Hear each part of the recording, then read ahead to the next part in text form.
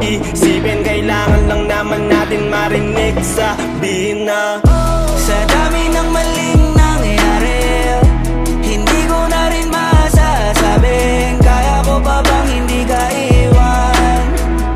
Kasinungalingan, huwag tayong magkunyaring kaya pa rin natin na maging masaya. Huli na nag-aalala na lamang ang pagmamahal ay wala na, nagpapakatapat sa ngalan ng kapayapaan ng utak.